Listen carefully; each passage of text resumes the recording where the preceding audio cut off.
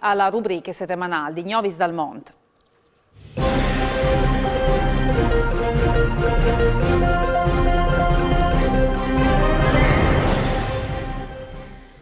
Appuntamento con Gnovis dal Monte, che è Virgin attaccando all'Argentina, in particolare di Avejaneda, dove il centro di Furlan ha partecipato ai festeggiamenti per i 145 anni di fondazione della città. Avejaneda è stata fondata di immigrati furlans nel 1979, proprio le tradizioni del Friuli, sono stati il cur delle celebrazioni. Un gruppo di fruzze dal laboratorio delle tradizioni furlanis dal Fogolare, in Tuncul Scindic, hanno portato gli srogis al monumento che riguarda i fondatori per dopo recitare l'Ave Maria per Furlan dentro dalla messe. I gruppi di bal dal centri hanno dopo partecipato alla Fiesta dell'Amore con un spettacolo di bai tipics.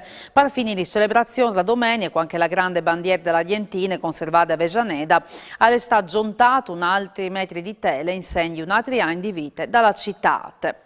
E di Avejaneda, nella provincia di Santa Fe, si sposti a Buenos Aires, dove che la Sociedad Friulana ha ricevuto un'importante donazione di bande di Elsa Bragato, la figlia del musicista José Bragato, nasciuta a Udine nel 1915, all'era emigrata in Argentina con la famiglia, diventando un famoso compositore di musiche folcloristiche argentine e paraguayane.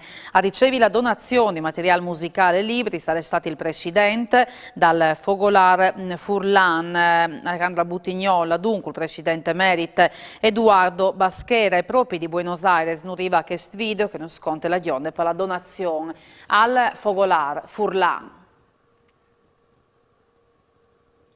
Elsa Bragato nos ha portato una gioia di Robis di José Bragato e la famiglia dei Bragato, che sono due musicisti. Nos hanno portato quadri, libri e robe che sono per noi una gioia. Grazie.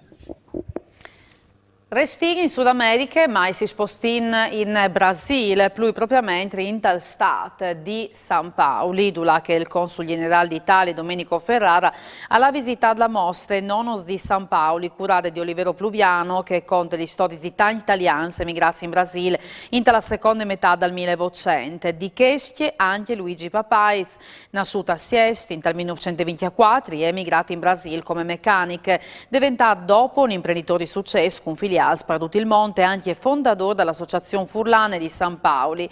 La mostra si fermerà anche in Italia e al Museo dell'Emigrazione Italiana di Genue.